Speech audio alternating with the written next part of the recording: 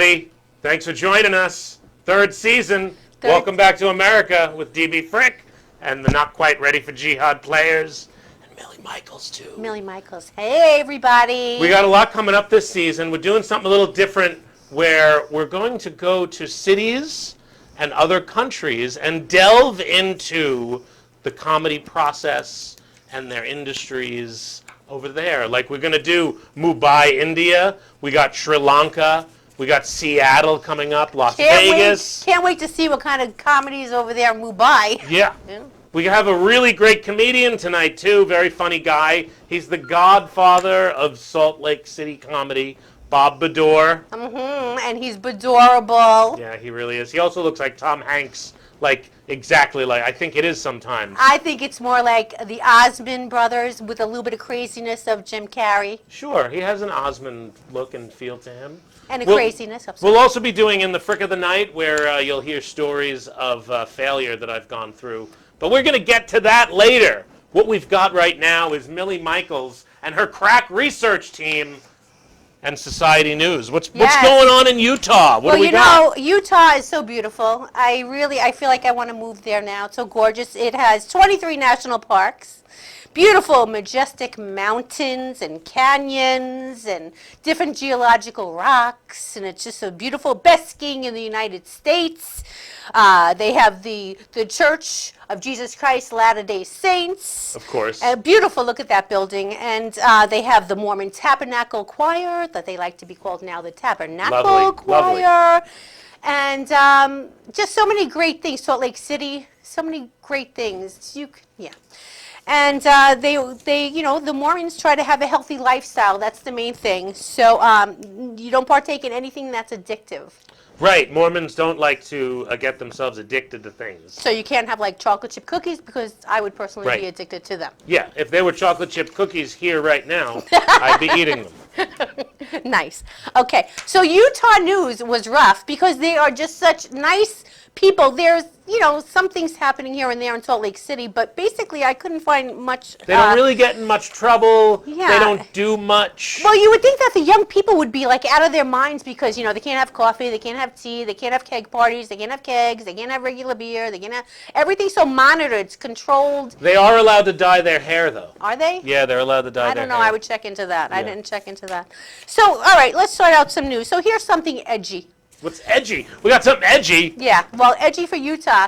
There was a man that he stole or borrowed a deputy's outfit, and he went to 7-Eleven and he got free donuts, and they arrested him for that. It looks like here they didn't have any glazed chocolate donuts. He does not look happy about that. He must really like donuts a lot, or he likes dressing up like a cop a lot, or he likes getting arrested for dumb shit a lot. Yeah.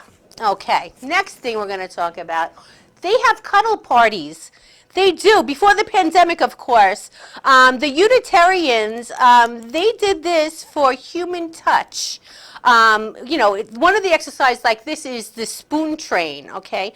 You can lay there and you rub each other's backs and you touch their hair and you rub their feet, which I'm all into this, but I'm married. All in a non-sexual way. That's what they do. Yeah, in my day, that was an orgy. Well, this is a loophole, I think, for Utah. Yeah. Yeah, they got away with it. I also think that those cuddle parties would be a great way to meet people, set up dates that are like cuddle parties now. Yeah, if I went, I would want to make sure I picked the strangers who are in front and behind. Yeah, I don't know what you just said, but that doesn't. For the spoon train. The spoon train? Anyway, here's something interesting. Utah was just, they had just said that they gave them 3 more dark sky spots. Do you know what light pollution is? No, I don't know. Dark sky spots? Light pollution, this is a dark sky spot. Oh. That's the picture of that. Light pollution is from highways, lights from recreation, facilities. There's 8 of them located in Utah. In Utah. Actually, there might be 21. I'm wrong because I had to research that. There's 21, but there's 60. No, there's 130. You can't There's 130 in the United States. None are here on Long Island, though. That's a beautiful sight to see that many stars. You cannot see that in New York. Gorgeous. Can we see the other picture close up? of that also, Bobby, of the dark sky? So the International Dark Sky, is that the close-up? Okay, there it is. There it is. Now, I just want to see that one thing right there on the bottom, that rock? That's called a hoodoo. Yeah. When it breaks down into like the tall, skinny parts, but that dark sky is beautiful. That's what my father called it when he would bring me down in the basement. He'd say, let's do the hoodoo. Okay, that's another show. All right, and the last one is the radio station had a contest. They gave away $5,000 for anybody who can have the most outrageous stunt. So this uterine, or Uton, or whatever, I'm sorry, Utons. Yes, Uton. He got his station wagon, maybe we could show the station wagon, and he cut the top off of the station wagon, and he filled it up with 1,000 pounds of gelatin raspberry. And yes, now you know what it looks like. And then he put whipped cream on top, and then he dressed in a white tuxedo. You can get off of the picture. And then he submerged himself into the car, and he drove around the parking lot. I mean, couldn't he have gone to like a drive-through or the mall? I mean, he drove around. That's an outrageous stunt. You can't knock him for making his dreams happen, though. I mean, he wanted to do that. He won. And nobody else has ever done that. Nobody else will ever do that. That also looked like the car from National Lampoon's Vacation. The one. Wow. That. Yeah. So that's not good that he cut the top off. It's like a 1971. Anything, I don't know what it is. Yeah. That was Really, great. who cares? Thanks for the news. Oh, that was that fantastic. unbelievable news? I can't. That was unbelievable. Yeah. I was Okay. really, really. So what I did, Dan, I made a section now that we're going to do Utah. Who knew? Oh, right. We're gonna do Who Knew. That's our new segment on Welcome Back. Who knew this? Who knew that it was the Beehive State?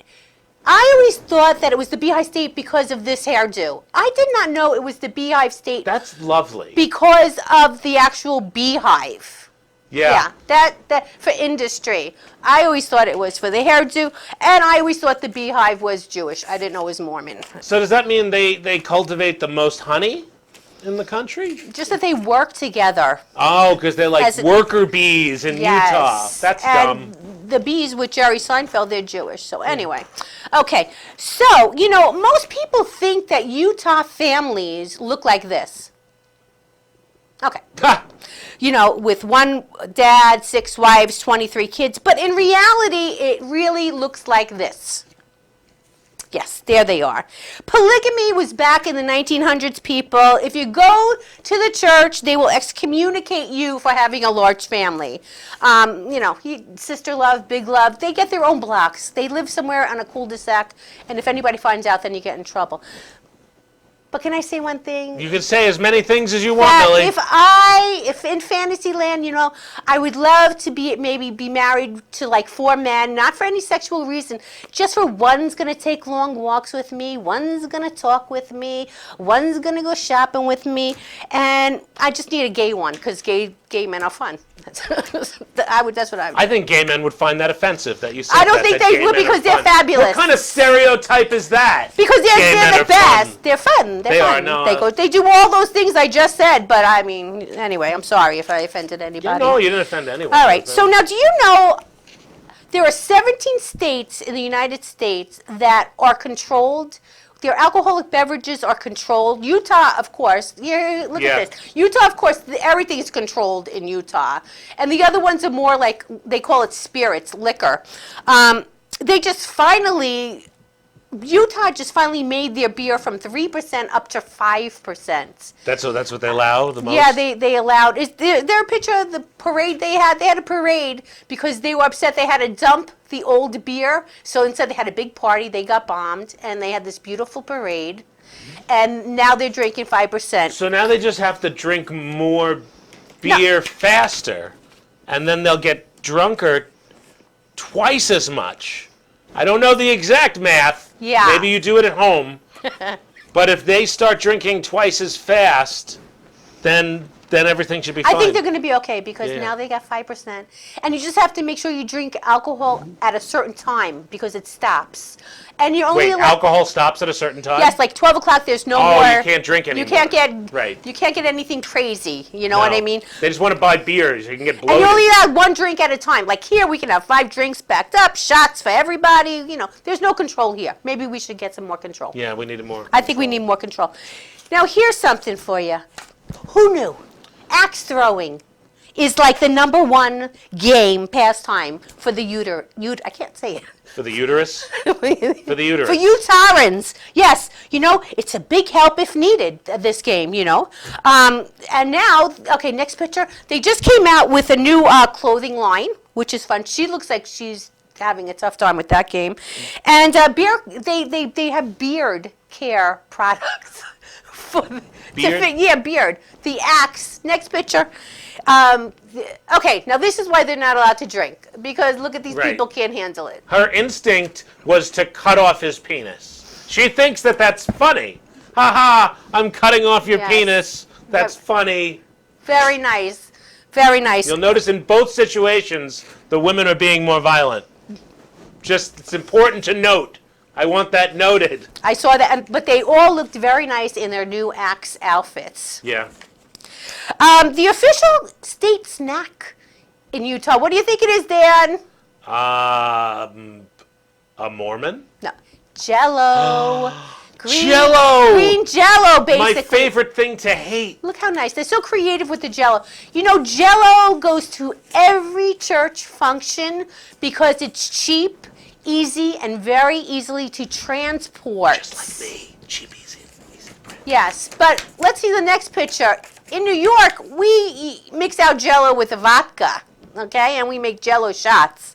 We do? Making people cheap, easy, and very transportable. Just like I said I was. I'm cheap, easy. Just like you, Dan. Cheap, easy, and transportable. Not really, though. Getting me from one place to another is very, very difficult. Well, if we keep you in the chair, we can push you around. I can live my whole life in a chair? That sounds great. Isn't it? Oh.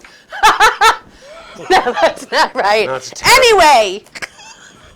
It's not what I meant. It's not Anyway, what I meant. in Utah, it is, I forgot what they said. It is the best snow on earth. Right. Because it snows 520 inches a year. Snows 520 inches a year? Yes. And That's like 40 of me. that's crazy. And in certain places like Provo, where they have the main university, people are not allowed to throw snowballs. $50 fine. Look at those crazy bastards. I think the $50 would be worth it. That's $100 right there. For every snowball you hit someone, $50? What Sure. the hell? No fun for these kids. Sounds like a great game. Who knew? Who knew? The hoodoo. The hoodoo? Also, who knew that there's the Real Housewives of Salt Lake City? Who knew that? Yeah, I didn't know that there was a Real Housewives. Look at them there. How did they put the Mormon underwear under there? I don't understand. I don't know. They probably have less underwear than And I don't anybody. know. But you know what? Honestly, next picture. This is a picture of the For Real Housewives. This is them. Okay. Okay? I mean, that's... You can find them on YouTube. They're like, we are not like those other women. Those are not snowballs. Those are 8 balls of cocaine. No. They are. Did you notice the beehive? No, See? it's not. Snow, I didn't notice it. I didn't notice it. That was good, Dan. You could find the For Real Housewives on YouTube. The other women, they're on Wednesday nights at 10 o'clock. For real. For rizzle. And our last For Real, Alas, for real. yes, is, I don't know if you knew this, Dan, but in northeast Utah, can we see that picture, Bobby? Isn't that gorgeous? Pretty. This is the spot where most dinosaur bones are found on Earth. You could totally see a dinosaur walking through that, correct? Sure. Yeah. It's gorgeous. I Makes want to sense. move there just for that area. Just because the dinosaurs? I think it would bring down the because property value. It's so gorgeous. I could pitch a tent right over there. It looks so nice. I But can pinch a tent anywhere. That's one of the great things about being a guy. Yeah. Wow. And I just wanted to say that, and in New York, we have a lot of bones here also buried Yes. around like the airport or Gilgo or just different places. We have. Bury stuff everywhere. There's bones all over the place. People have died everywhere. It's just the way it is. I don't like it. I love it, and I love all the work you did on that. Thank you so much for all that information. We learned a lot about Utah. And we have a lot of show for you. Stay tuned after these commercials. We got in the frick of the night. We're going to talk about some failures. And then we got the godfather of Salt Lake City comedy, Bob Bador. Thank you very much, Millie. Thank you very much, Dan. Stay tuned. Don't pitch any tents. You shouldn't. We are welcome back to America, and we'll Missed be right you guys. back. Missed you. Hope you're well. Yeah. Yeah. Okay. Have a Jello shot.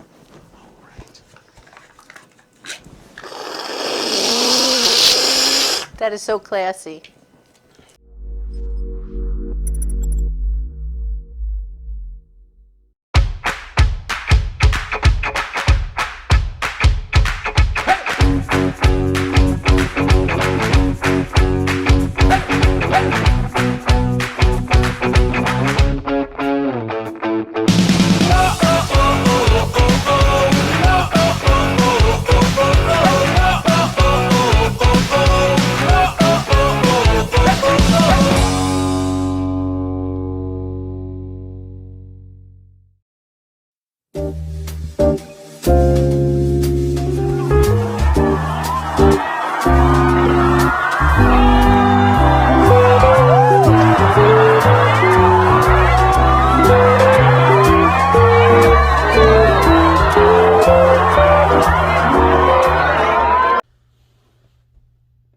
Hi, everybody.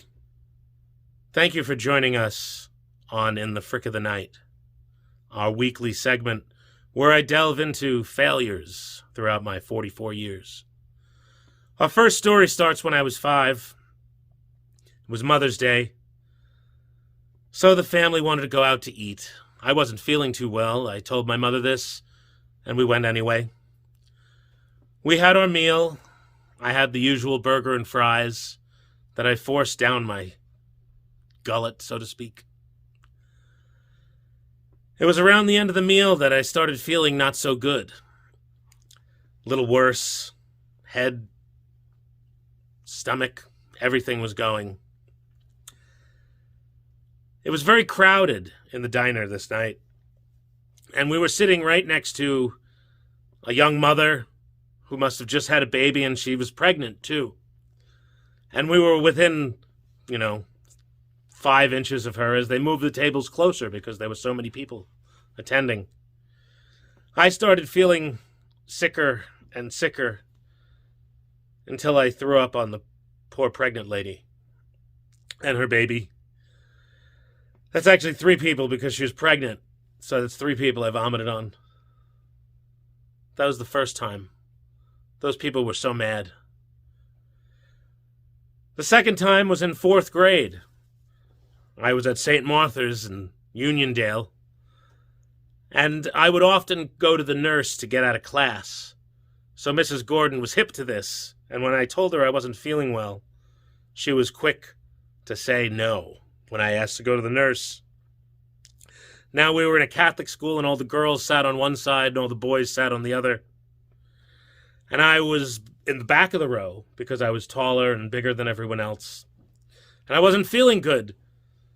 And so I made an effort to, as I was feeling sicker and sicker, I knew that I was about to throw up. So I started turning my head all the way around. I tried turning around. And then the teacher, Mrs. Gordon, asked me what I was doing. So I fling myself back. And as I'm flinging back, I start vomiting on Patrick Baltas and George and Brian and Jared. I must have thrown up on 6 people that day. That's 9. By the time I was 10, I threw up on 9 people. Now flash forward. I'm 18. I'm in high school. It's the first time I'm drinking. We're out at an after party for a show that we were doing. And I got into the liquor cabinet of the family, and I started drinking, and I was so drunk that they had to sneak me out, and they put me in the back of a 2-door Cougar with my friend Billy. And in the front was seated Jenna, who was the homecoming queen.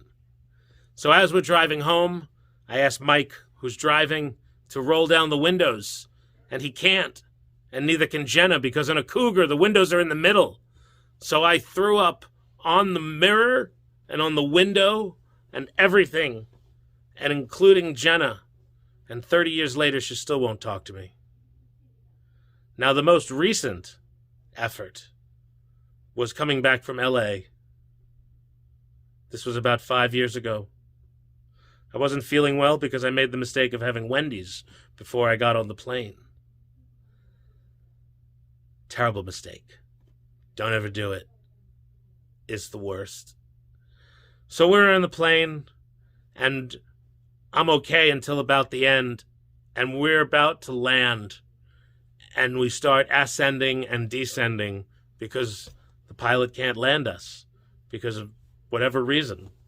And because of the ascension and descension, I started getting sicker and sicker until I had to take out one of the vomit bags, and I threw up in the vomit bag, and my girlfriend's sitting next to me, and I'm like, I need another bag, and she can't find hers, so we have to ask the person next to us if they'll give us their bag, and they do, and I vomit in that bag, and as we land, I'm holding 2 bags of vomit as I'm landing on the plane, and I'm just waiting to get up, and I ask Margot to unhinge my seatbelt when the plane lands, and I immediately get up and walk through first class, and someone touches my shoulder, and I see a family. They're so happy, just sitting there smiling, and I see them, and then a steward gets my attention, and I turn, and the bags hit the seats, and they fall on the family, that happy family that was probably visiting New York for the first time. So those are my stories of vomiting on people. That was 15 people I vomited on, give or take 5. Stay tuned next week on In the Frick of the Night, when I'll tell you another story that you may hate. Thank you.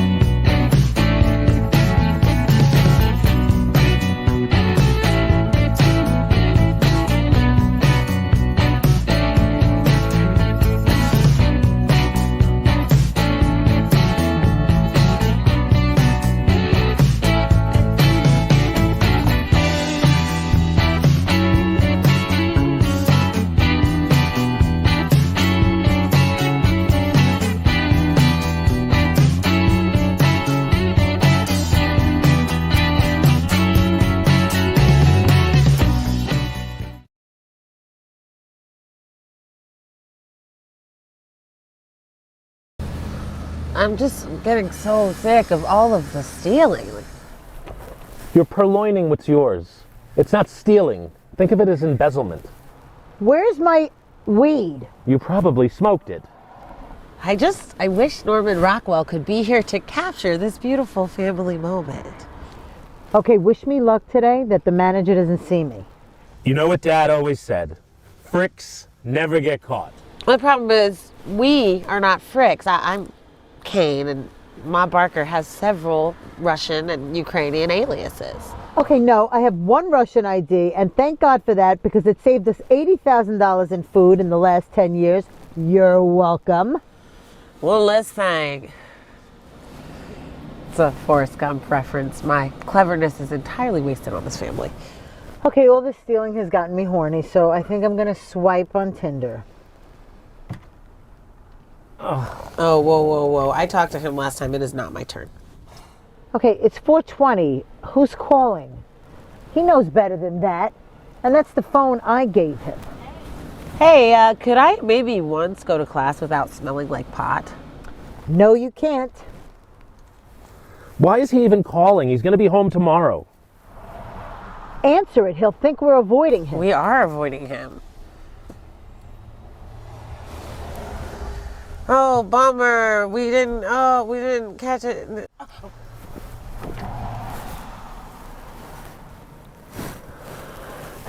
Hey, Steve. Hey, Dan. Dan, thanks for picking up. Listen, are Mom and Sloan there? No, we're alone. Good. Because, let me tell you, I've been doing a lot of, thinking about myself in here, my life, and the way things went. A lot of introspection and self-healing, And I really want to turn my life around. So, can you do me a favor? Can you get me those one of those little blue pills when I get out? The Viagra, for sex? Are you serious? 20 years in prison, and the first thing you think about is this? Gee, when you kind of say it like that, I guess I need to do a little bit more introspecting. But I mean it, man. I'm really changing my life around, Dan. I mean, when I get out of here, it's going to be no more fraud, no more stealing, no more chicanery. Chicanery? Do you even know what that means? No, but the prison chaplain does, and he uses it all the time, so I figured I should use it too. I just can't wait to get out of here and breathe the fresh air. Oh, there's something you can't steal. Why don't you just concentrate on your relationship with your daughter? Yeah. Listen, I gotta go because the battery on the phone is going. Mom snuck me in an Android. I told her to get me an iPhone, but I just want to say from the bottom of my heart, really, I want to say thank you again for getting me that tattoo gig at Comic Genius. I gotta go. Dad'd be real proud of you.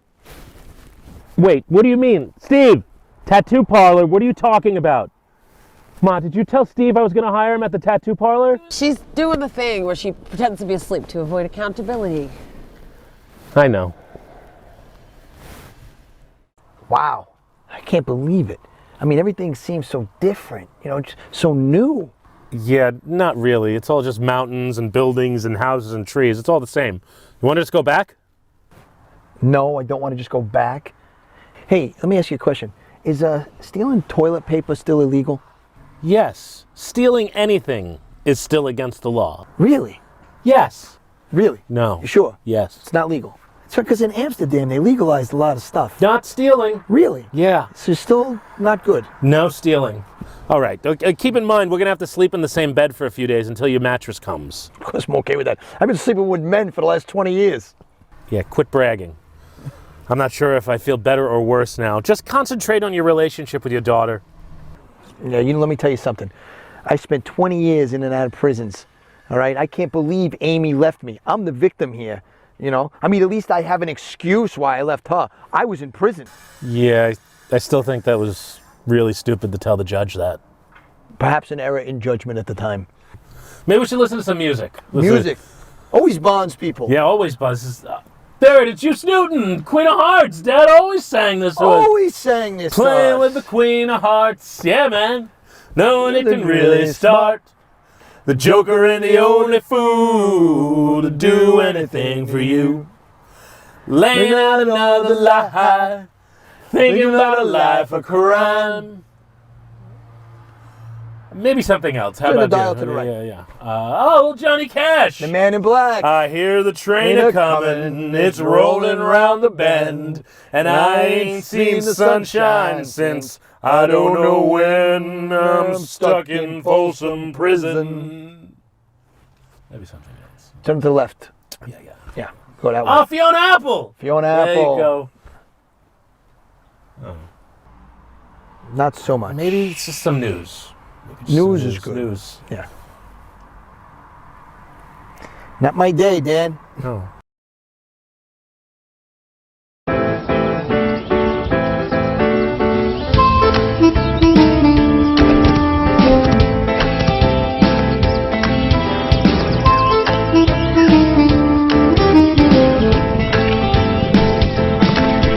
Baby lion cubs, my arch nemesis.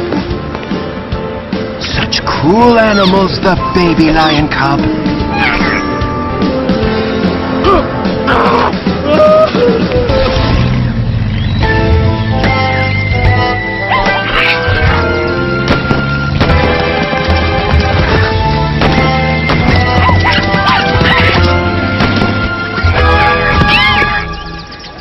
Another also one for my pet collection. You can lead a horse to water, but you can't make him a trapper. I think that's how that cliche goes. I'm Baron von Trapper of the Dusseldorf von Trappers, and no one can stop me. There is no escaping.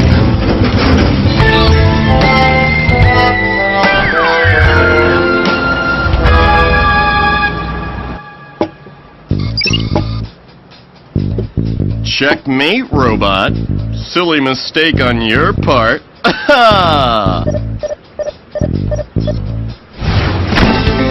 Does Steve really think I don't let him win?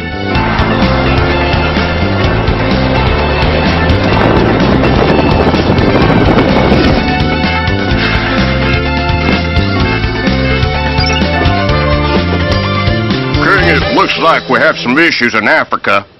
Now that tickled. Stop that. I'm sorry, General? Getting myself a pedicure. It's been almost a fortnight since my last one. Back to the point. Some crazed hunter named Baron von Trapper is trying to get in the Guinness Book of World Records for largest pelt collection. We're gonna need you to head to Africa forthwith. Baron von Trapper? I remember that name well.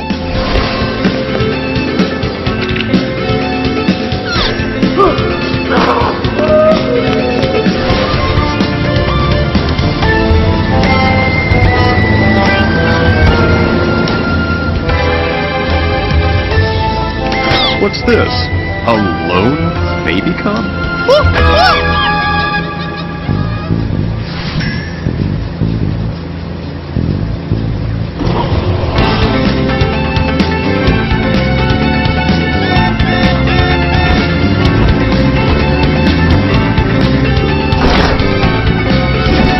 Mr. King, finally a chance to kill all my birds with the one leading to water. I'm Baron von Trapper, and trappers never lose. That's what Daddy always said. Or was it, never try too hard, you'll hurt yourself? No matter. I think you got your cliches mixed up. You smuggled your last pelt, Pelty von Pelt Stealer. It is I who shall have the laugh last. You stupid, King? Last laugh. Get your cliches straight. Now I win, cause you are going to die. Now that sounds evil. Now I'll get into the Guinness Book of World Records for killing the most kings. Is that too many hearts? Oh well, you may have won the battle, but you will not win the battle. Next time, I'm Baron von Trapper, the trappingest of all trappers. Don't worry, little lion cub. We're going to be fine.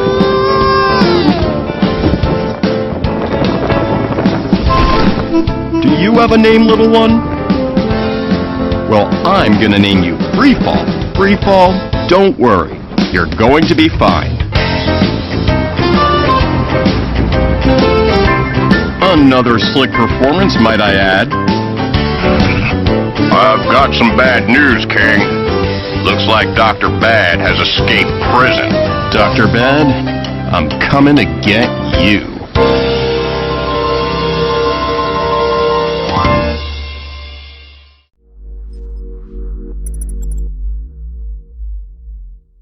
Writing a book is the adventure of a lifetime. Red Penguin Books take pride in giving our authors a publishing experience that is stress-free and celebratory all the way. Some of our authors first approach us with no more than an idea for a book that's ready to sprout. Others submit completed manuscripts. Whether you're at either end or anywhere in between, our goal is to get you published.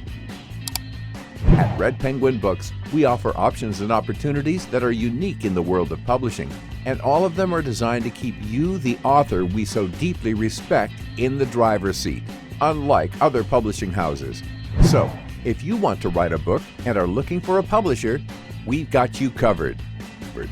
Red Penguin Books deal in publishing services, book development, and ghostwriting for digital, print, and audiobook. Call us at 516-448-4993 or visit our website www.redpenguinbooks.com.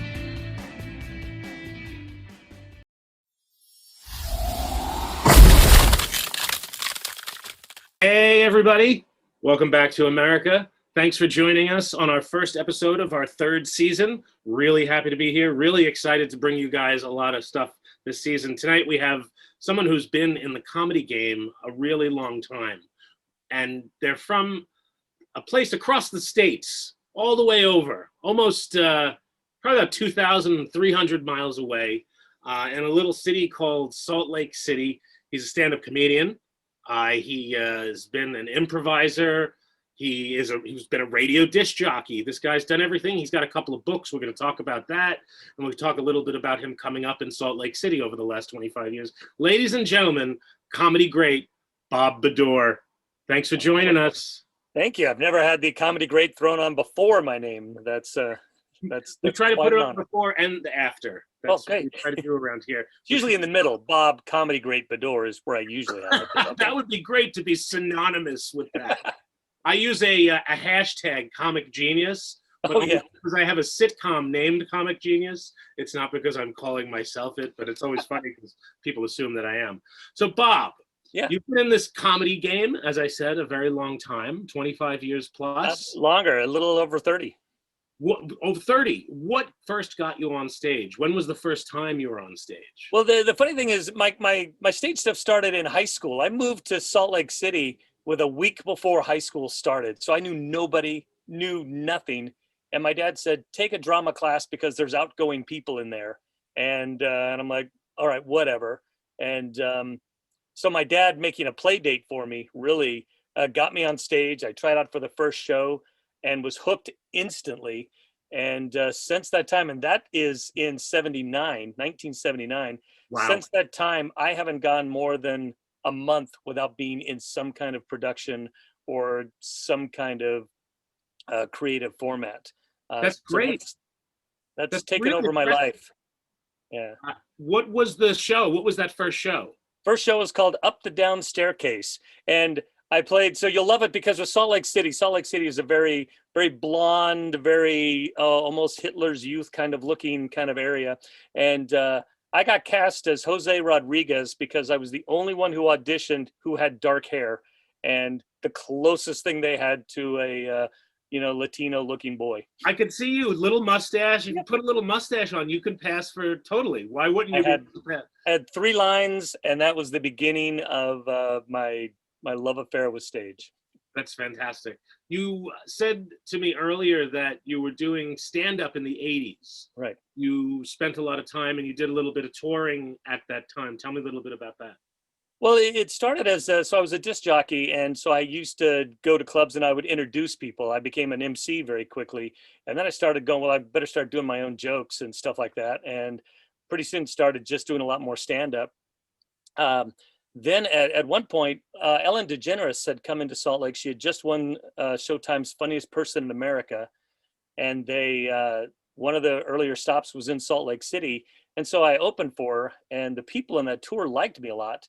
So they just said, hey, do you want to go? We've got like 5 more cities that we don't know who we're going to have. Will you come and do those? So I was like, sure, whatever. I did these little tours. And after that, started to get a little bit of a name and toured around a little bit. Again, 80s when there wasn't much else going on, but it was a boom for comedy. And I think people liked the fact that I played, I had a very corporate clean kind of act at the time, just kind of this fun thing. And so I kind of did that. And for about the next 5 years, I kind of tried to make that a go. And kind of liked it, but when I was getting ready to go, it's time to start a family, time to settle down. You have how many kids? You have kids? Yeah, I've got 4 kids. Wow. And I decided I didn't want that life anymore. So I backed out of it and then worked on opening my own theater in Salt Lake City, where I could do what I wanted and no longer had to audition for shows because I was in every show I wanted to be in. Is that theater still around? Do you still use that theater? Theater actually just closed down about a year ago. It was called the Off-Broadway Theater, and we did kind of parody melodrama kind of shows, very close to the panto style of in England, and it was great. About halfway through that, I had brought on some owners. We had a little feud. And so I took my improv troupe, which was the kind of backbone of that theater, and went and started another place. but I always loved off-Broadway theater, and sadly, after like a 28-year existence, which is a long time for a little theater, finally got moved out, not because of the theater, but because the owners wanted to sell the space to a bank. Wow. Which is a sad thing. So you spent most of your life and most of your comedy career in Salt Lake City. Pretty much all of it, yeah. Which is sort of smack dab in the middle of Utah, somewhat, right? Yeah, a little bit northern Utah, but yeah. Northern Utah. I'm not too versed in geography at all, as any Americans are. We're terrible at geography. So you've been working out of Salt Lake City. Tell me a little bit about what the scene is like there and what it was like coming up in the scene. You're in a largely Mormon culture. Mm-hmm. So I would think that there was an effort to be cleaner there, or maybe it would be the complete opposite and people need to let go when they get out, and it's the complete opposite. So Utah is very unique. First of all, it became a very hard place for comedy because it was for comedians. It was a lot of times a flyover state. You would do something in LA or Vegas, and then you'd go to Denver was the next place. So you just flew. No one really stopped in Salt Lake for a while. Finally, in about the mid 80s, a comedy club called the Comedy Circuit started up and really pushed getting in big talent. I mean, we had big names there. Anyone was there, and lines across the block, around the block. But very much blue. And I think it was that counterculture that kind of started with that, and that kind of became Salt Lake City's comedy legacy for a while. Was comedians could come and be as blue as they wanted, and they found it very funny and liked doing it. Still, I kept my stuff on a very normal level just because I liked my style was a very on a kind of buttoned down kind of feel, and I didn't feel I needed to go that route. But what was interesting was we had comedy clubs sprout up all over the place, and then there was this weird switch, and all of a sudden they all went away, and one guy kind of took over all of comedy in the Salt Lake area, northern Utah area, and he had this thing where if you had your comedian, if you booked a comedian at any of these other places, I wouldn't allow you in my place. And I can't believe that still exists. That concept still exists. Yeah, it was very much the godfather of comedy. Yeah. And he took over, and it really turned comedy locally into a very weird thing because local comedians now couldn't go to other stages. And I think that's how you get better as a comedian, is going to other stages. You can't be in one place all the time and really hone your craft. You have to go to different audiences and different fields of stage and get that kind of thing. And I think that really hurt Utah comedy for a long time. Lately, someone did start up one called Dry Bar Comedy in Provo, where they keep it very clean. And those people have been masters at getting out videos, and a lot of these videos have gone big viral. And it's with a clean edge. And I think that that's kind of helping now put Utah back in a better place comedy, because now there are competing places, and it's worked out. And then weirdly, in 1994, when I started open my theater, I figured I need to do something different, something that's not being done, so I can distinguish my theater. So I started up an improv comedy troupe. And this came from some of the touring I did. One of the promoters liked improv, and he would teach us these little improv games, and he did it. And his idea was that it helped us with hecklers, because we would know how to, be a little more rapid fire. And so I had it, and it was all short form. I had about 10 short form games, and we started a troupe in October of '94 called Quick Wits. And it's funny because I always said, that's the name of the troupe for now. I'll come up with a better name later. And, now it's 2021. I still don't have a better name for it. It's still Quick Wits, but we still do shows. From the little 10 short form games we now have thousands, and we do a lot of different forms of comedy. And you have a festival coming up, don't you? We're going to we've had this Wasatch Improv Festival the first 3 years, and it was over Martin Luther King weekend is when we do it. So last weekend, the last weekend of this last Martin Luther King Day, we didn't have it because of the COVID restrictions, but we are going to do a virtual one the end of February. we're pretty excited about that because we're going to be able to open it up globally now to some troops who weren't able to come into Salt Lake.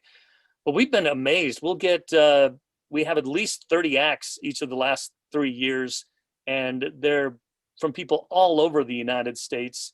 And it's kind of turned Salt Lake into, well, like I said, once I started that troupe in '94, it became very popular. And within a year, we were selling out a 250-seat theater every show we did. And so then every other theater in town thought, well, we're not doing anything at 10 o'clock at night on a Saturday. So we'll do an improv troupe. And without even knowing what happened, there was a dozen improv troupes in Salt Lake City, all performing at the same time. And you changed the landscape. You changed the landscape of, you're going to be humble about it because I can gather that that's the kind of guy you are. But you did, if that's how it went about, you changed the landscape of comedy. It's a little joke that I'm the godfather of improv in Utah, but only my troupe gives me a lot of crap for that. I have a couple of questions that are a little more off from the subject. Firstly, if you had a superhero power, if you could have any superhero power, what would it be? It would be, it'd be Zach's power from Saved by the Bell, the timeout thing. Okay, sure. Because that's everything. I mean, you can call timeout and do whatever the crap you want for a while. And that's like controlling improv. That's sort of like being the host of an improv show. That's great. That would be my superhero power, Zach's timeout.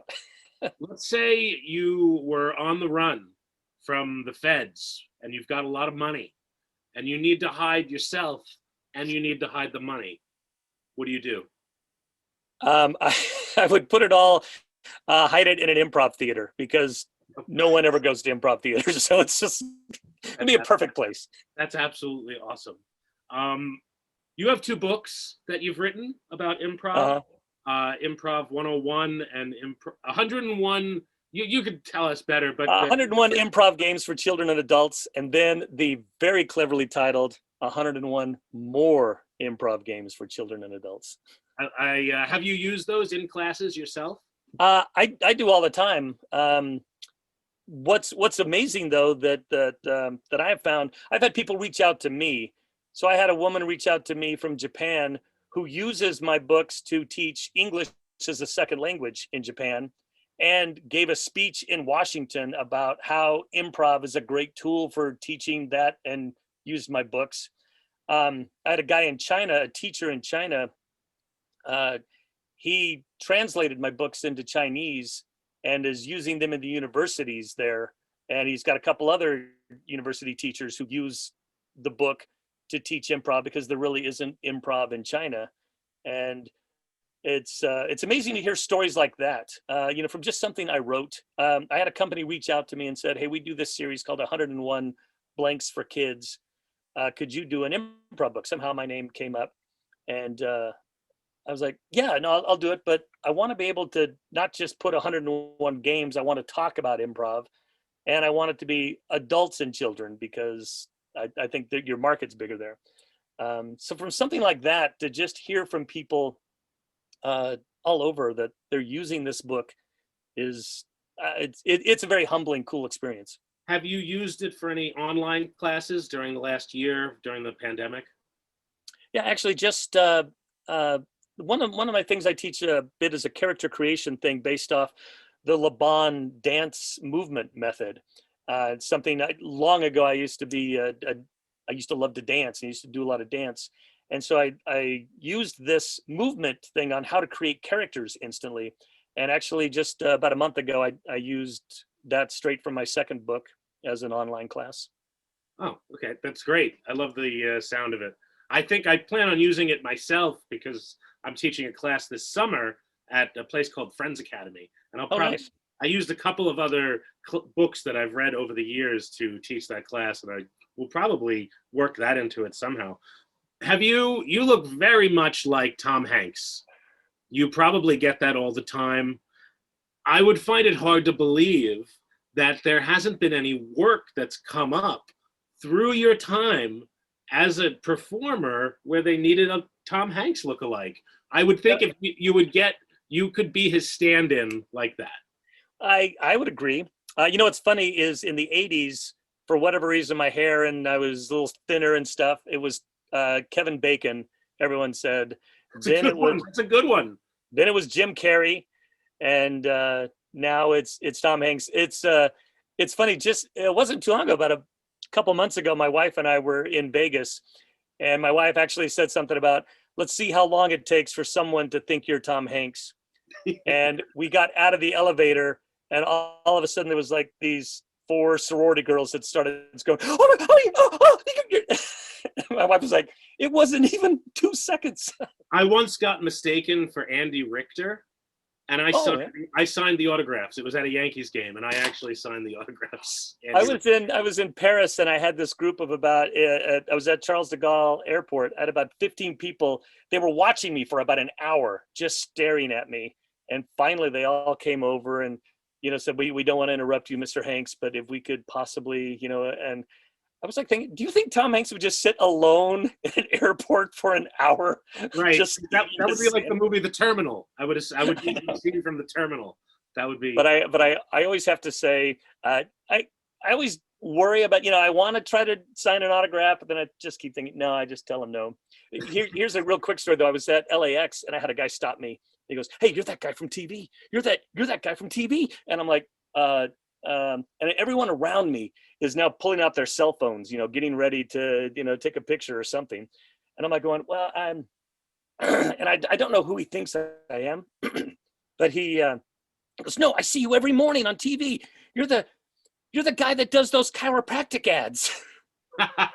And I forgot that I had done ads for chiropractic doctors all over the nation. It filmed them all in Salt Lake, and they all just, and you saw everyone instantly put away their phone and move away. Like, what a ripoff. We have to wrap it up now. Sure. I really appreciate you coming down today and chatting. I wish we had more time, and I look forward to talking more in the future. Where can people come to see you? What are some of the things you might be working on right now in the last couple of minutes we have here? Oh, sure. Well, if you make it out to Salt Lake, just look up Quick Wits. It's still the dumbest name for an improv troupe that's stuck around for nearly 30 years now. But we'll do shows. If you tell them you were on, you watched Welcome Back America, I'll let you see the show for free and maybe even give you $5. Ooh, but I like that. because I've never done it for that sweet improv money. But you can check out Quick Wits online at qwcomedy.com. You can Facebook. We still do a live show every Saturday night. We just do an online Zoom kind of show. And I don't know, look for things in the future. I've got a couple of things lined up that I can't talk about right now that I'm very excited about. But hopefully you'll see this Tom Hanks lookalike doing a lot of cool things in the next year or so. I look forward to seeing them and hearing them. Thanks for coming down, Bob. Ladies and gentlemen, Bob Baddour. Thank you very much, everybody. And welcome back to America. I'm DB Frick. We'll be back right after this.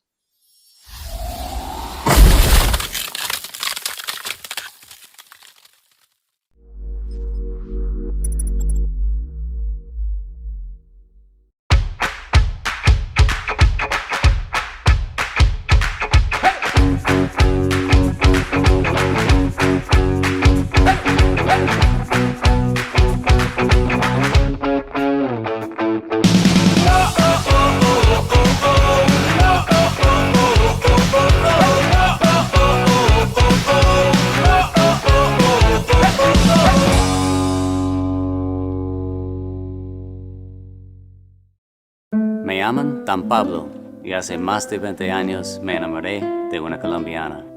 Viajé a su país y conocí un estilo de café muy distinto, muy especial. Ahora tostamos cafés excelentes, con alturas y microclimas diferentes, resultado en una taza muy compleja y muy rica, un sabor nuevo en el mundo. Fue un éxito. And I even got to keep the girl.